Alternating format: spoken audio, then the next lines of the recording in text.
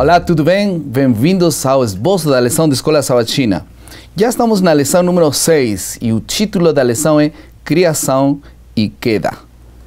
Estamos mais uma vez bem acompanhados nos comentários com Michelson Borges, quem é jornalista de profissão e é também editor da Casa Publicadora Brasileira, também um pesquisador da área de criacionismo. Bem-vindo, Michelson. Obrigado, pastor. Alegria estar aqui novamente. Muito obrigado. Vamos fazer uma oração para iniciar nosso esboço, por favor. Bondoso Deus, nosso Pai, nosso Criador, muito obrigado por Tua palavra, muito obrigado pela revelação, muito obrigado porque o Espírito Santo nos ajuda a compreender a Tua vontade. Nosso pedido agora é que Tu nos auxilies, enviando o Teu Espírito para que possamos ter a mente e o coração abertos para receber a Tua palavra, nós aqui no estúdio e também nossos amigos que nos assistem neste momento. Esteja sempre conosco, nós pedimos em nome de Jesus. Amém. Amém. Já vi em todo esse tempo muitas lições de Escola Sabatina em diferentes línguas, diferentes formas, diferentes cores. Mais de 89 línguas sendo traduzidas, além de vários outros dialectos. Mas nunca em minha vida vi uma lição como esta, que eu gostaria de mostrar a vocês. Uma lição que foi escrita no ano 1972, escrita em Rumané, na Romênia, por alguns irmãos da igreja. Vocês perguntam por que a mão? Porque naquele tempo a religião estava proibida naquele país. Então a única forma de reproduzir a lição era escrever à mão. Então chegava uma lição clandestina e todos os professores escreviam a lição de noite para levar para seus alunos. Ele escrevia 5 ou 6 lições para diferentes alunos, escrita à mão. O que pode fazer a importância de poder estudar, querer ler a Bíblia, que transmitir a palavra de Deus. Esta foi a lição escrita em 1972 e o título da lição era Adoração a Deus, em aquele tempo. Só que adoramos a Deus e a búsqueda de Deus, da palavra de Deus, tem definido e diferenciado uns com os outros.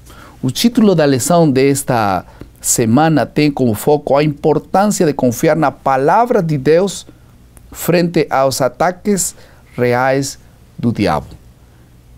Tomara que nós possamos nos afirmar na palavra de Deus nesta lição. Vamos a passar rapidamente à segunda parte do nosso esboço, que é a compreensão do texto.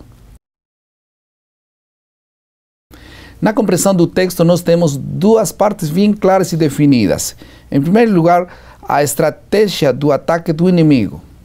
Qual é a estratégia do ataque do inimigo? E, em segundo lugar, graça e julgamento no Éden, considerando como foi aquela primeira parte da existência humana e como foi a queda e todos esses assuntos. Então, vamos passar a primeira parte e eu gostaria de fazer uma pergunta a Michelson. No que consistiu a primeira mentira de Satanás dita para Eva? Pastor, a primeira coisa que nós temos que manter em mente é o fato de que Eva, assim como Adão, era uma pessoa muito inteligente. Na verdade, ela tinha recém saído das mãos do Criador, portanto, com toda a sua capacidade intelectual. Plena, né? Plena, com toda a plenitude, né, de sua capacidade. Então... Falando de plenitude, desculpa, nós que capacidade temos relacionada com Eva ou Adão? Mais ou menos, tens uma ideia? Que percentual de capacidade? Eu me lembro de um texto de Ellen White em que ela diz que Adão e Eva tinham uma vitalidade 20 vezes superior à humana, né, em nossos tempos. E se eu colocar isso também para a capacidade intelectual, eu posso imaginar realmente que eles tinham uma capacidade muito superior à nossa. Porque decorava nomes, né? Colocava nomes, no dia seguinte ele decorava todos os nomes. Estava um disco duro. A tradição religiosa passava de pai para filho, oralmente, não era necessário ainda escrever nada. Deus só orienta Moisés a escrever a Bíblia no momento em que ele percebe realmente que a raça humana já estava num grau de degeneração muito acentuado. E aí seria necessário escrever tudo para que não se perdesse. Mas anteriormente a isso, a capacidade de memorização, de realização de projetos, como por exemplo o que Noé fez, né? A arca, os primeiros seres humanos construíram cidades inteiras, né? Então essa ideia darwinista de que o ser humano era quase que uma besta irracional no começo e hoje é um ser inteligente, na verdade na visão criacionista é o inverso, né? Nós temos um ser humano bem mais capaz e hoje não fosse a tecnologia, a medicina e outras muletas, nós estaríamos em situação muito pior. E Eva não era tão capaz assim, então como ela que foi enganada? Aí que está, o anjo Lúcifer, ele usou de artimanha, de sedução, de engano, algo muito elaborado. E ele se valeu de um médium, a serpente, um animal que então era belo, era atrativo, aliás, tudo na natureza naquele momento antes da queda era bonito, era atrativo, atraente. E ele então, a mentira original consistiu em lançar dúvidas sobre a palavra de Deus. Eva, o que Deus disse? Ela disse, olha, ficou surpresa, né, de ver uma serpente falar, primeiramente foi pega de surpresa. E ela então começa um diálogo com a serpente, tenta dizer o que Deus falou, e a serpente usa as palavras dela contra ela mesma, distorcendo a palavra de Deus, não é? Falando meias verdades que na verdade são mentiras completas, né? Sobre o caráter e a palavra de Deus. Então Eva se deixou levar pelos sentidos, achou o fruto bonito, pensou que fosse saboroso, bom ao paladar, e nem sempre os nossos sentidos são aquilo que deve guiar nossa vida, né? Jesus, ele nos dá um exemplo disso aí, aqui em Mateus capítulo 4, versos 3 e 4, um texto bem conhecido. Então o tentador, aproximando-se, lhe disse, se és filho de Deus, note o se aqui, mais uma vez a estratégia de lançar dúvidas sobre a palavra de Deus. Se és filho de Deus, manda que estas pedras se transformem em pães. Porém Jesus respondeu, está escrito. Eva deveria ter respondido com está escrito também. Deus falou. Deus falou, esta é a verdade absoluta na qual eu confio, e não tanto em meus sentidos ou em minha razão humana. Aliás, alguém disse que o fato de duvidar não é pecado, né? Alguém disse que dúvida é uma pergunta sincera, descrença é não querer saber a resposta. Não é pecado o fato de Eva ter duvidado. Pecado foi ela ter dado realmente atenção à mentira e ter se afastado de Deus. Aí está o pecado. Então, o nosso telespectador, que eventualmente tem dúvidas sobre vários assuntos, até bíblicos, né? Isso não é pecado. Agora, você precisa ir atrás das evidências, segui-las e encontrar realmente a verdade que você procura. Tomé passou por isso, teve dúvidas, mas quando Jesus apresentou as evidências necessárias, ele creu de todo o coração, se ajoelhou diante de Jesus e o declarou Deus. Amém. Então, não é pecado duvidar, mas você deve buscar as respostas no local correto. E o melhor local para encontrar respostas é a palavra de Deus. Vamos passar à segunda parte dessa compreensão, graça e julgamento no Éden. O que as perguntas que Deus fez ao casal revelam sobre as intenções dele? Algumas perguntas claves que fez ali no Gênesis capítulo 3, verso 9, né? Sim, é interessante, né? Porque quando Eva e Adão, eles pecam, sentem realmente que haviam se afastado de Deus e cometido pecado, eles procuram se esconder.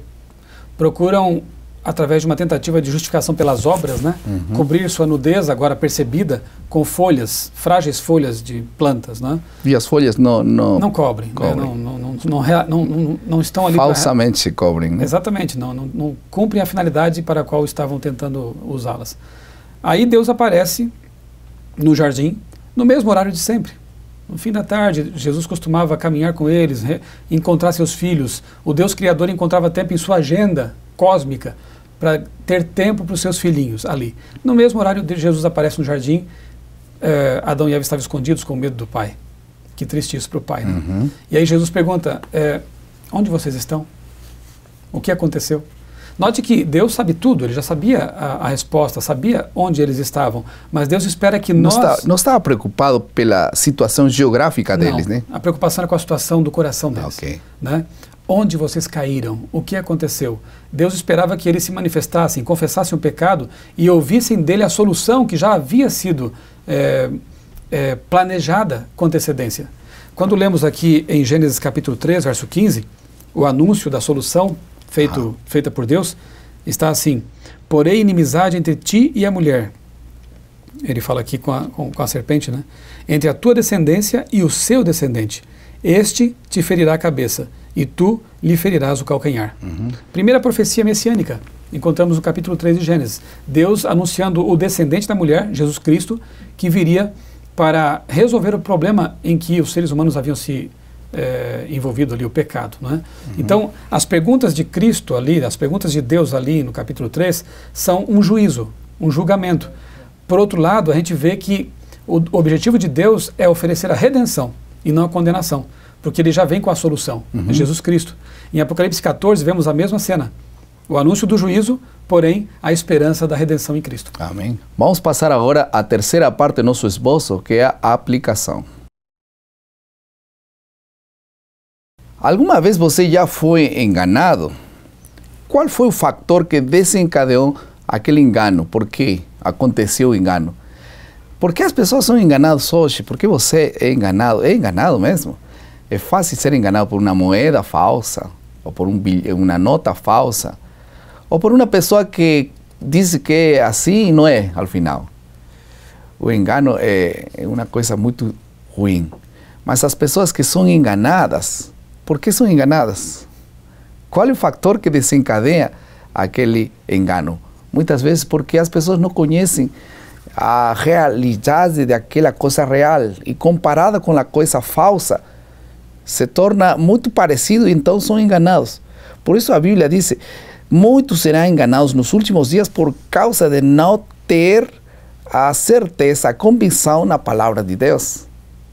Por isso nós temos que não negligenciar no estudo diário da Bíblia, no estudo diário da lição da escola sabatina. Esse é um fator fundamental para evitar ser enganados nos últimos dias. Vamos a passar à última parte do nosso esboço, que é a criatividade. Algumas vezes a palavra de Deus contradiz nossos sentidos. É evidência que a palavra está certa e nós estamos errados. Quando ambas estão alinhadas, há um crescimento espiritual evidente. Por isso é que nós temos que tomar decisões importantes cada dia. Vou à presença de Deus, leio a Bíblia ou não? Se você lê a Bíblia e vai à presença de Deus, Deus vai clarificar, nos vai ajudar a fazer uma diferença clara entre o bem e o mal. Aí está uma palavra que usa o apóstolo Paulo em Filipenses para dizer a facilidade do Espírito Santo coloca no coração para diferenciar entre o errado e o certo. Essa é a capacidade divina, sabedoria. Deus coloca em seu coração sabedoria, mas Ele não obriga, Ele oferece. Quem abre a porta, então Deus entrará, cenará com Ele e Ele será seu filho e Ele orientará nos caminhos da justiça. Vamos a aceitar a orientação de Deus todos os dias das nossas vidas. Vamos orar. Querido Pai, muito obrigado pela palavra de Deus, pela orientação e oferecimento de Deus de guiar nossas vidas a ponto de não cair na tentação nem nos oferecimentos do diabo. Ajuda-nos a ser vencedores no nome de Jesus. Amém. Amém.